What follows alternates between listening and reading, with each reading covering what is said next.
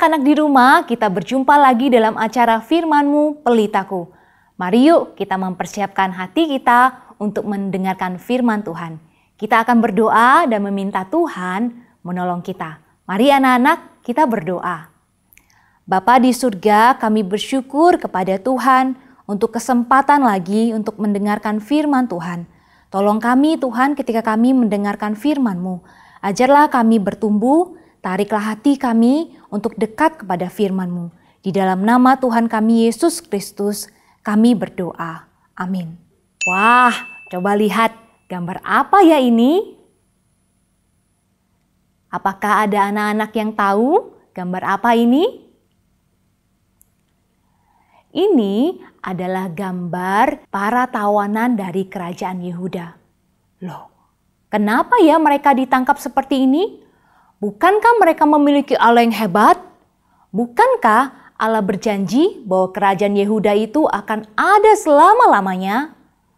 Bukankah ada para nabi dan imam yang melayani Tuhan di dalam kerajaan Yehuda? Dan bukankah ada banyak anak-anak yang mengasihi Tuhan di sana? Mengapa mereka ditangkap seperti ini? Anak-anak di rumah, Alkitab kita menuliskan sangat banyak kisah mengenai Tuhan yang mengasihi dan memelihara kerajaan Yehuda. Selama hampir 400-an tahun, raja demi raja berganti di kerajaan Yehuda, tapi Tuhan tetap memelihara mereka. Akan tetapi, orang-orang Yehuda ini terus saja melakukan apa yang tidak Tuhan sukai. Mereka terus saja melakukan apa yang jahat di mata Tuhan dan tidak setia kepada Tuhan. Berkali-kali Tuhan sudah mengingatkan lewat para nabi bahwa hukuman itu akan datang kepada mereka yang tidak setia, tapi mereka tetap tidak mendengarkan.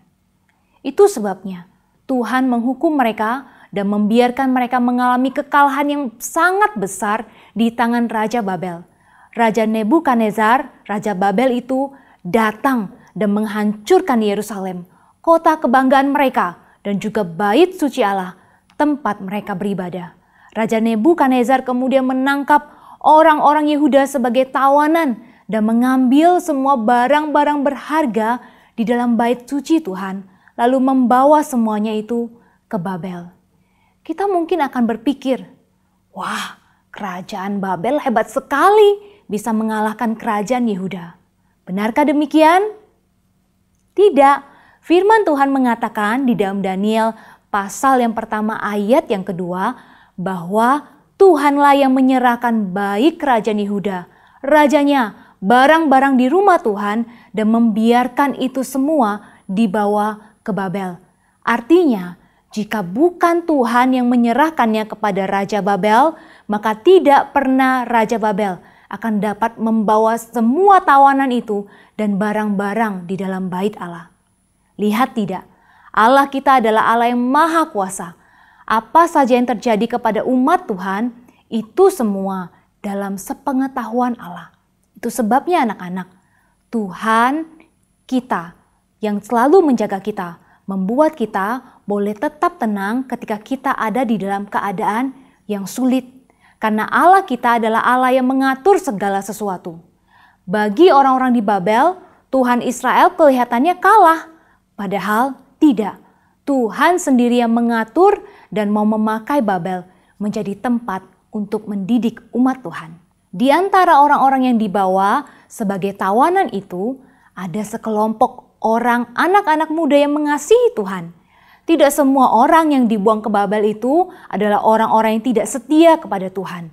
Masih ada sedikit orang yang mengasihi Tuhan, tetapi ikut serta di dalam pembuangan. Tuhan akan mengajarkan mereka di Babel tentang Tuhan yang besar dan berkuasa, bahkan di kota asing di Babel. Anak-anak muda ini bernama Daniel, Hananya, Misael, dan Azaria. Mereka masih sangat muda. Mereka mungkin sekali sangat sedih waktu dibawa dari rumah mereka ke tempat yang asing bernama Babel. Tidak ada bait suci di Babel.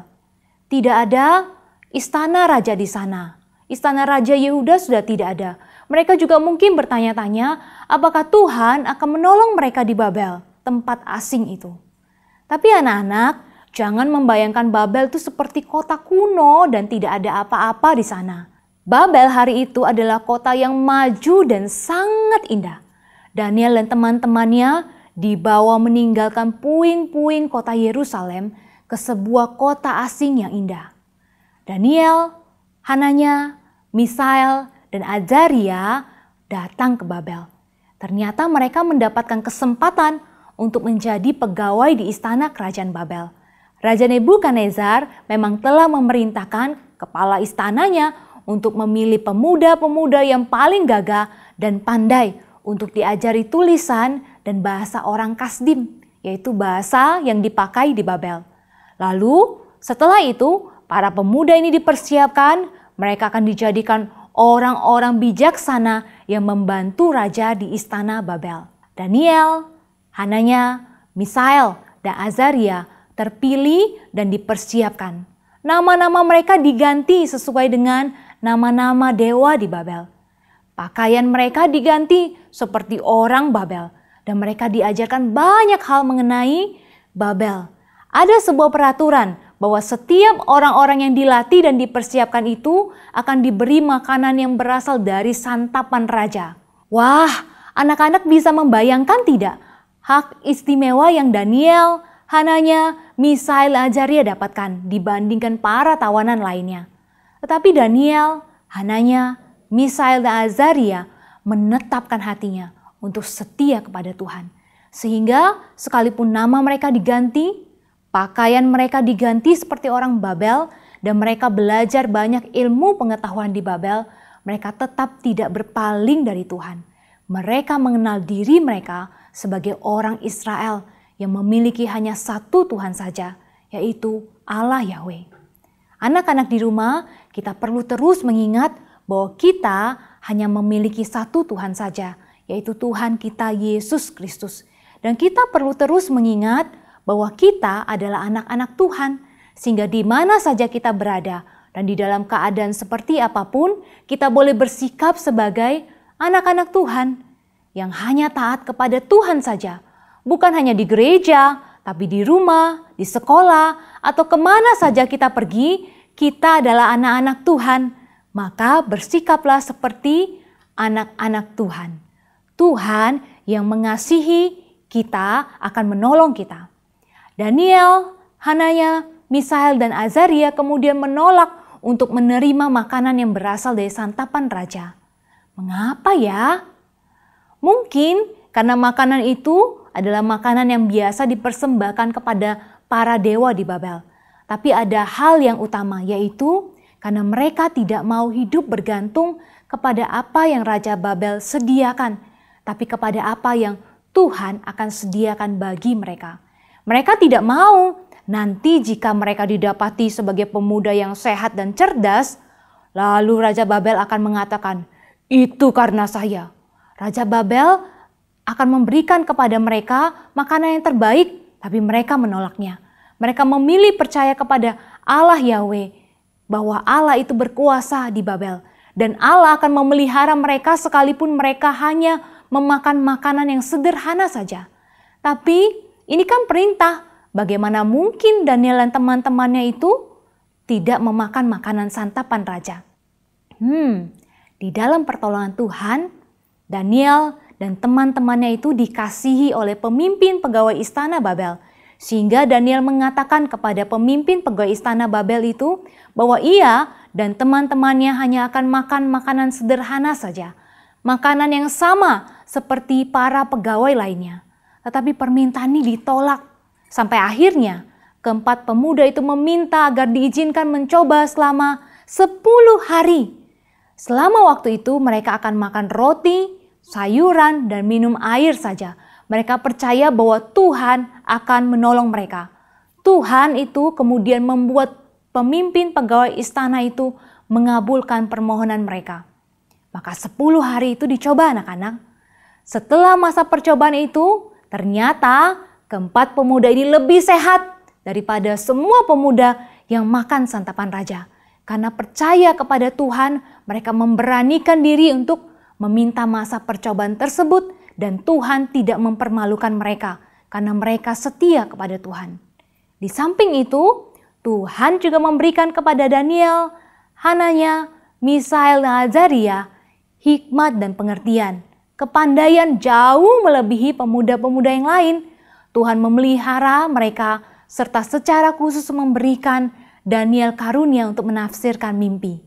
Ketika masa pelatihan itu sudah selesai, selama 3 tahun, Raja menguji setiap pemuda yang telah dilatih dan dipersiapkan. Daniel dan teman-temannya mencapai hasil yang luar biasa baik. Tuhan mengaruniakan kepada mereka hikmat yang jauh melebihi hikmat orang-orang bijaksana yang ada di Babel. Oleh sebab itu, mereka kemudian diangkat menjadi pejabat-pejabat tinggi di istana Babel. Meski sudah mendapatkan jabatan yang sangat tinggi, mereka tetap setia kepada Tuhan. Tuhan telah mempersiapkan jabatan itu bagi mereka semua. Tuhan akan memakai mereka untuk menyatakan diri Tuhan kepada bangsa Babel dan bangsa-bangsa lainnya bahwa Yahweh lah penguasa atas seluruh alam semesta, atas bangsa-bangsa, atas kerajaan-kerajaan dan raja-raja.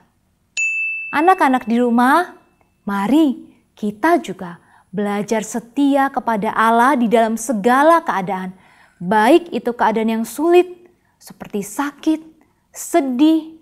Mari kita tetap setia kepada Tuhan dan percaya bahwa Tuhan akan memelihara kita. Ataupun waktu di dalam keadaan yang baik, misalnya kita sehat, kita diberi Tuhan banyak kelebihan.